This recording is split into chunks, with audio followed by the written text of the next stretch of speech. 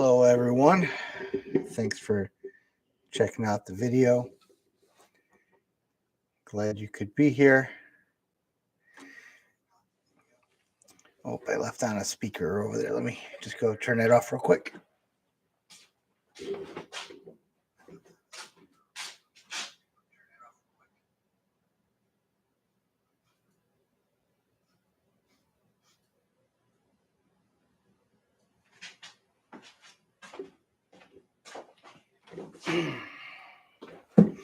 All right.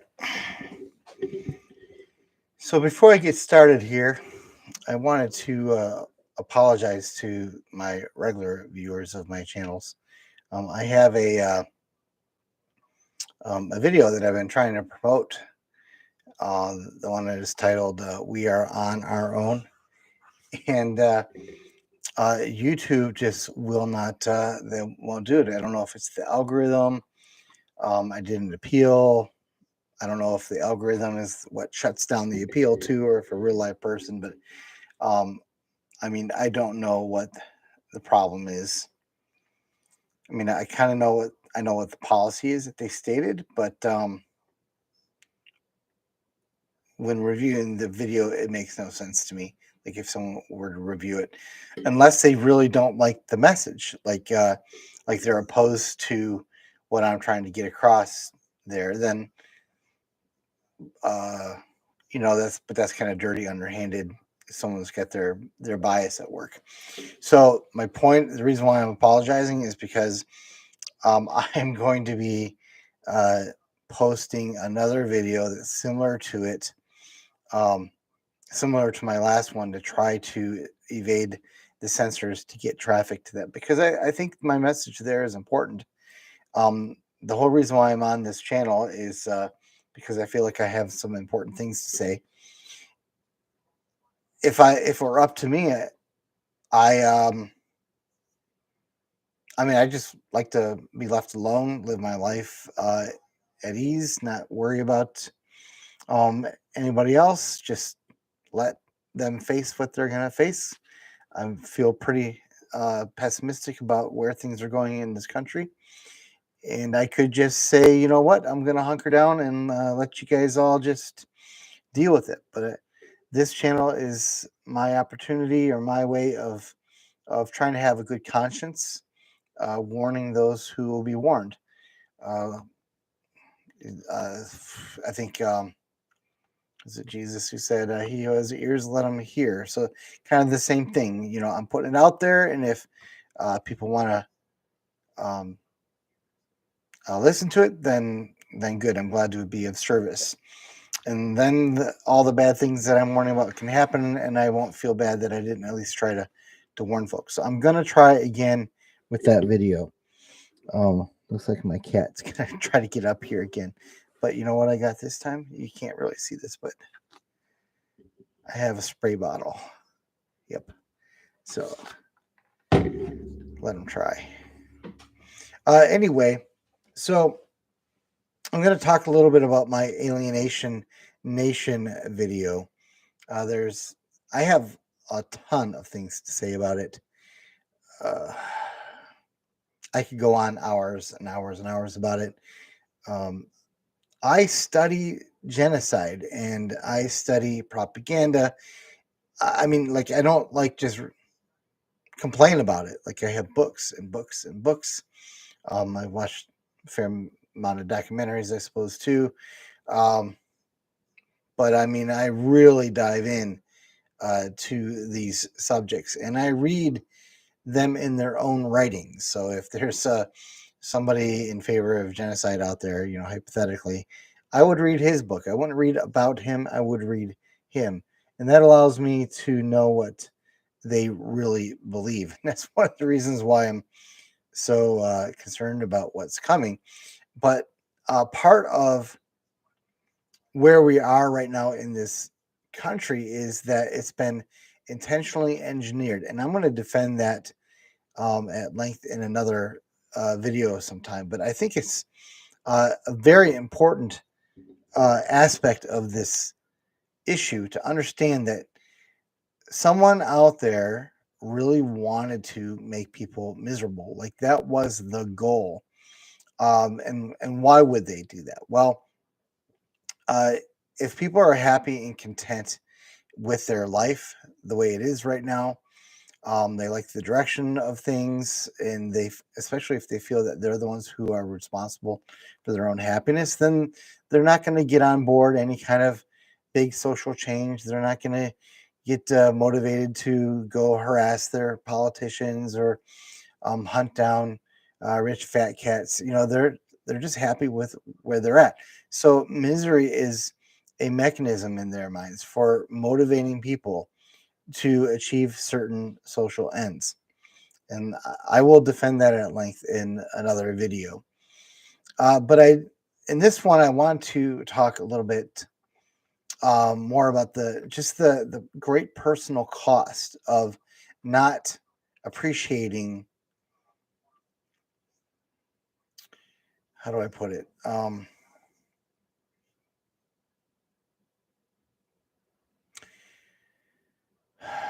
I don't want to say giving weight to my warning, but um,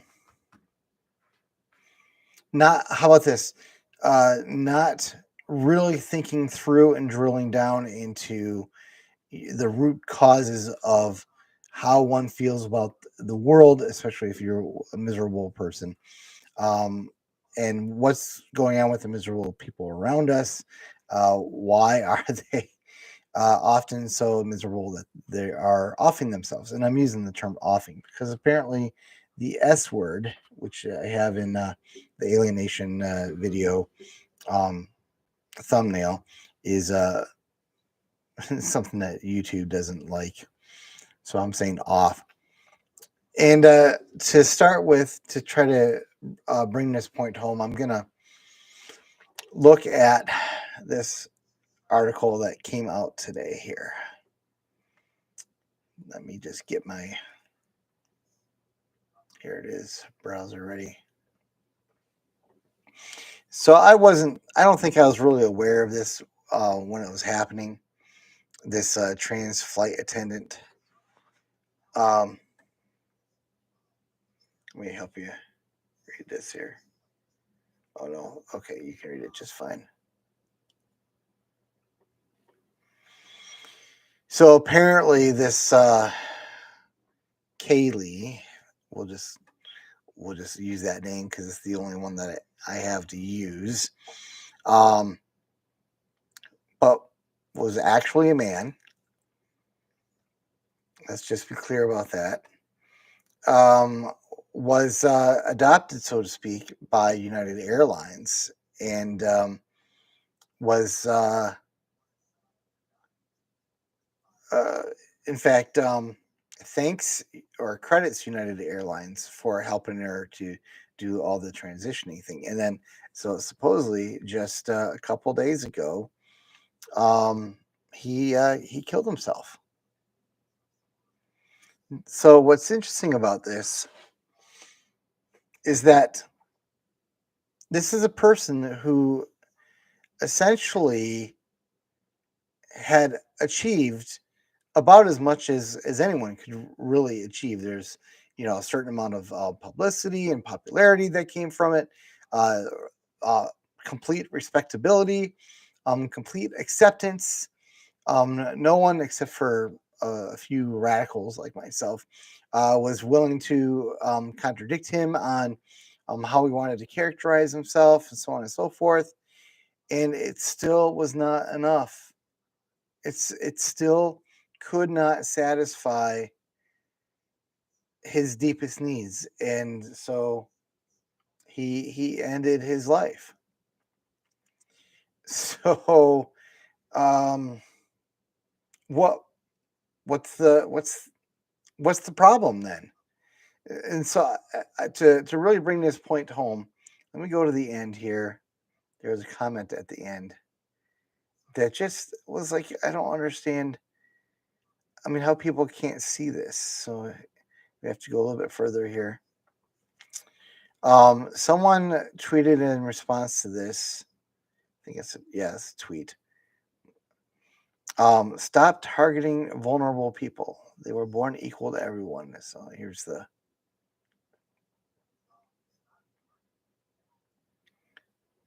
So, I mean, I don't know why. So, okay, I'm going to get sidetracked here for a minute, but why would there be an article in the New York Post, which is a relatively mainstream thing? The tweet has 186 views, and like 3 of those are mine and 2 likes. And why does it merit inclusion in this article? I mean, no offense to whatever MT Heaven 2012 is all about, but like, what makes this tweet something that's worth featuring? Or I just don't get it. But at any rate, this person does want to say stop targeting vulnerable people. Kaylee was not targeted. He had arrived. He won. In fact, the whole trans community at this point, which is one of the most miserable communities that is out there right now, is absolutely miserable. The rates of offing themselves are super high in that community, and they have such prestige in our society right now that you are not even allowed to question them. The people who question them are the ones that lose their jobs and get chased around and punched on stages if they dare speak out. And um, you know, it's the trans people who currently run the table, and yet somehow uh, they're vulnerable and targeted. So this is the perpetual victimhood thing that's going on now. But that actually brings me around sort of to where I'm going in today's video. The perpetual victimhood has become part of the identity of these people. So this is essentially some sort of like identity crisis, right? But as part of this identity, we have people who have opted to um, consider as part of what their very being is a persecuted person. And why? Why would they do this? Why do they do any of this stuff? And just so you know, I'm not talking about the trans people explicitly here, but why would they do this? It's because it gives meaning to their otherwise meaningless lives. And everyone, this is what they don't understand. Everyone goes through periods in their lives, even me. We go through these periods in our lives where we wonder, what the hell is it all about? What am I all about? Who am I? What am I? Right? And so into that dark sucking void that overwhelms us, which people in the past, John Chrysostom, no, the Dark Night of the Soul. Is it Chrysostom? Anyway, we have these dark nights of the soul. All of us do, and sometimes it can be a real deep valley that we go through. But for the most part, most of us do emerge from that valley, but not if along the way to pull our way out. We use mechanisms that could not possibly give us any of that meaning. They just can't satisfy. So for just I don't want to pick on the trans people forever on this video because it's really not the point. It's just my jumping off point. So a person is going through their dark night of the soul, and the culture says, you know what? Maybe it's because you actually think you're a woman when even though you were told you were a man, vice versa. And so they say, oh well, that explains it. This is I can find my meaning and purpose by identifying as a different gender. And then, of course, you get to also tack onto that identification this idea, well, I'm a perpetual victim. I'm always persecuted, and you can add on to that. Then now I need to be an advocate and just get out there and throw my life into um, this social justice movement, one avenue or another. And the thing is every time that you do that, everyone who goes through that, they find out that it does not make them happy. So this is why, by the way, so-called liberals and progressives are some of the most miserable people on the planet, because it isn't just that they want to achieve social justice, which, I mean, ostensibly, even I could get behind some of it.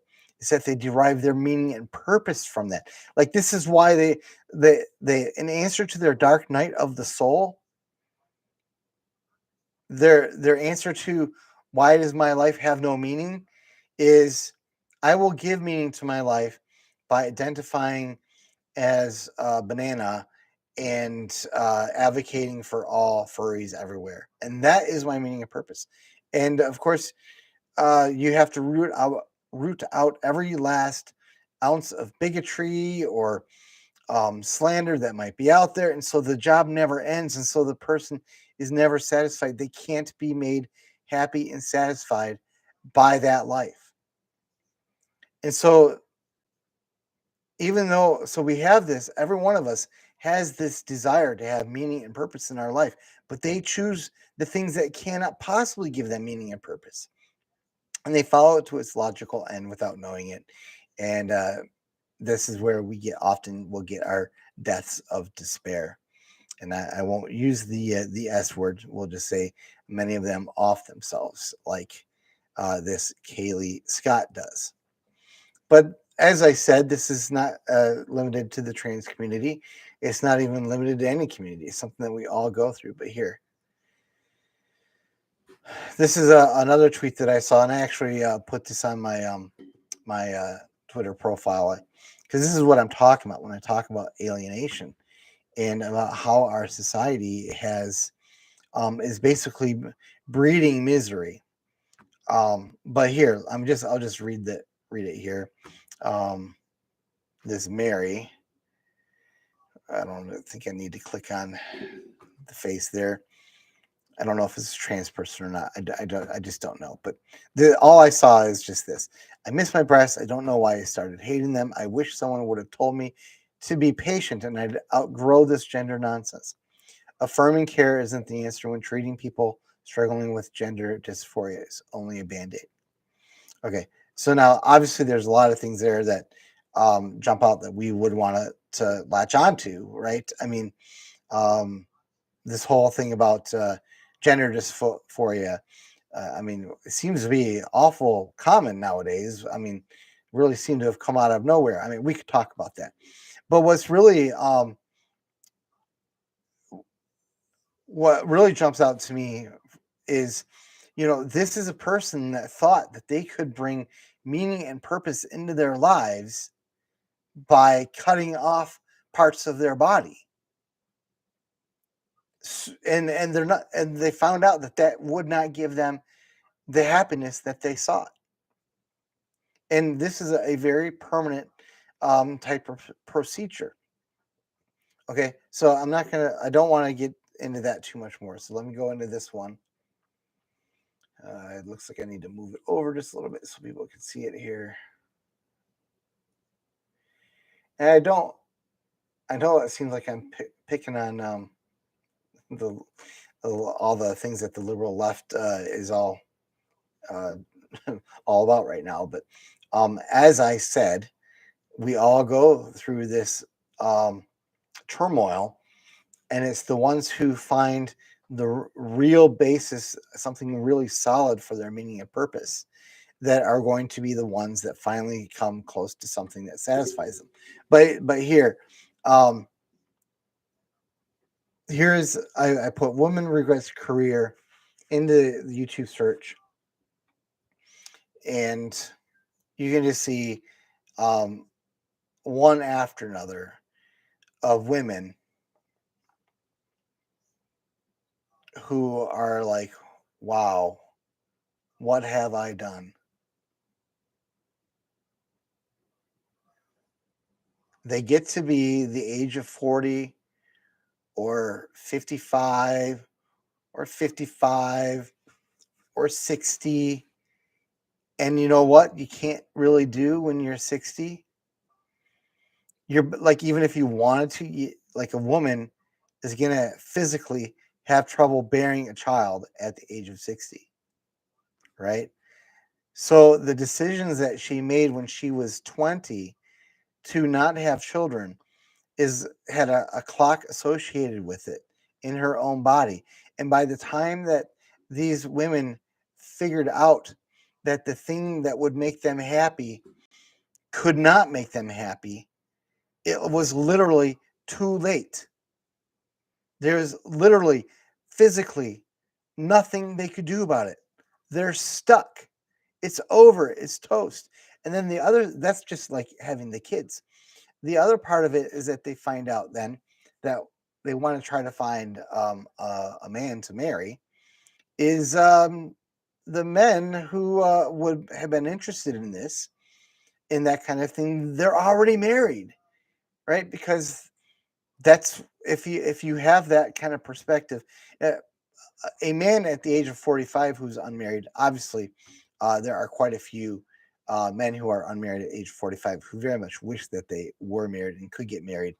And I know some like that, and I have some friends that are in that camp. But there's not the same physical limitation on being able to have a family if you marry late as a man versus marrying late as a woman. But in general, still, nonetheless, people who are interested in getting married and having that kind of life, um, if you're a man, you've done that in your 20s. And so who's left by the 30s and the 40s? They're going to be men who are, generally, again, with the caveats I just stated, comfortable with that single life. And they're not thinking as a 50-year-old man, you know what would be nice right now? Having to change a diaper.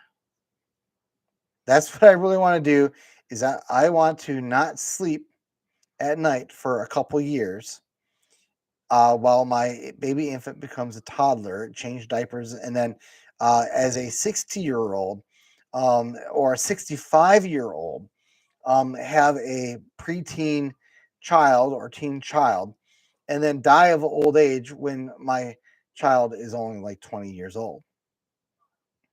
So you're not going to find many men who are in for that.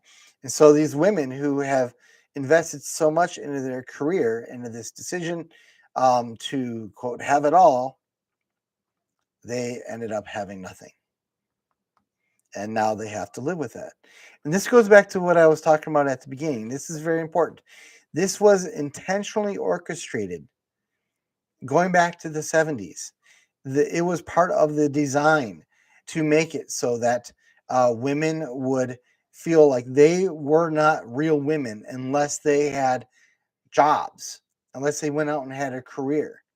And the truth is, the fact is that they're not, this is not meant to be, I mean, I can already see myself being misconstrued. And this, I could give a thousand caveats, but I guess I'll just say it. Um, for the most part, most women are created to be happiest in a family setting and having children and raising them, and they draw deep satisfaction from that activity and have for thousands of years. There's not some big evolutionary step that occurred in the 70s where suddenly women were biologically and physically different and were no longer interested in that. And so they chose a route, and people orchestrated it such that they felt inclined to choose that route that would, when they were older, make them miserable and make it impossible to turn back the clock. There are people in the 70s who knew that would happen, who were counting on it, that wanted that to happen. They wanted women to make a decision that they would regret and then be unable to do anything about it. But that's another video. So we are back to, I'm going to wrap this up. So I've given three basic examples here. We've got the trans guy who had it all but was still miserable and killed himself. We've got the Mary, who I assume is a woman actually, I guess, cut off her breast and now regrets it. And we've got all these women who wish they had done something different. But it's very important that everyone understands that what I'm describing is something that is true for every single person. We all go through this. And not just like we today, but for hundreds of years, for thousands of years. This is not new to us. We are not going through some new disease in search of like the meaning of life. Like, we're not the first people to struggle with how do we get meaning and purpose. And the answer historically, this is important. We're not the latest to come up with the problem, and we're not the latest to understand where the solutions are.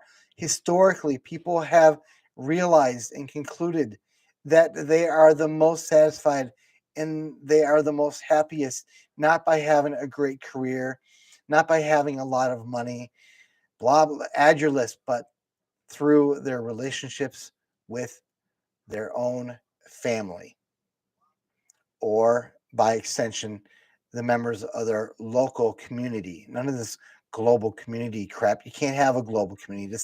It's fake. It's like, it's a facade. It's as illusionary as thinking that if you cut off your breast, you're going to be a happier person just because you do. You may as well cut off all of your limbs and see how that makes you happy. It's no matter what you do, that will not make you happy. And to be absolutely clear, unless you are like really refusing to understand me, even if you do as I have just said, even if you commit to having a family, even if you commit to being content with the income that you have, and you're not so ambitious that you want to be a trillionaire or this massive politician or whatever it is, even if you commit to the quiet life of having a family and investing in yourself in the lives of the people that you love, you will still have a dark night of the soul on a regular basis. You will still find nights where you wake up at 3 a.m. and you will ask yourself, why am I alive? Why do I continue to? What is even the point of getting up in the morning? You will have that. It doesn't matter who you are. Everyone has this. I bet you Bill Gates still has these moments. In fact, I'm absolutely certain of it. Pick a person. They have these moments. So you can't avoid them. It's just part of life.